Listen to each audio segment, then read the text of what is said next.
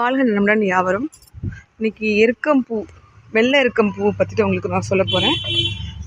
பாருங்கள், இவ்வளோ அழகாக பூத்துருக்குது. இது வந்து பிள்ளையாருக்கு, முக்கியமாக பிள்ளையாருக்கு வந்து பிடிச்ச பூ. வெள்ளை எருக்கம் வச்சா நம்மளுடைய சகல வினைகளும் தீரும் சொல்லுவாங்க.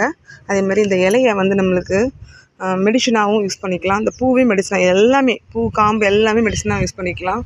பாருங்கள், இவ்வளோ அழகாக இருக்குது இந்த பூவு. இது என்ன பண்ணணும்னா, நம்மளுக்கு மூட்டு வலி இப்படிலாம் இருந்ததுன்னா, கால் வலிலாம் இருந்ததுன்னா என்ன பண்ணணும்னா, அந்த இலையை எடுத்துகிட்டு அதை வந்து தோசைக்கல்லில் போட்டு நல்லா லைட்டாக சுட்டு எடுத்துகிட்டு நம்ம கால் பாதத்தை அதில் வச்சு நிற்கணும். நின்றிங்கன்னா கால் வலி அப்படி க்யூர் ஆயிரும். அப்புறம் இந்த பூவை என்ன பண்ணணும்னா, பூவை பறிச்சுட்டு தேங்காய் எண்ணெய் எடுத்து தேங்காய் எண்ணெயில் போட்டு பச்சை கற்பூரம் லைட்டாக போட்டுட்டு இதையும் போட்டு நல்லா காய்ச்சி முட்டில் தடவி வந்தீங்கன்னா முட்டு வலி அவ்வளோ க்யூராக ஆயிரும் உங்களுக்கு. இதை நீங்கள் செஞ்சு பாருங்கள். இது நாங்களும் செஞ்சு பார்த்துருக்குறோம். அதனால தான் உங்களுக்கு நான் சொல்கிறேன். எதுவுமே நான் செய்யாத எதுவுமே உங்களுக்கு வந்துட்டு சொல்லவே மாட்டேன். Please take care. வாழ்க நலமுடன் யாவரும். அவ்வளவு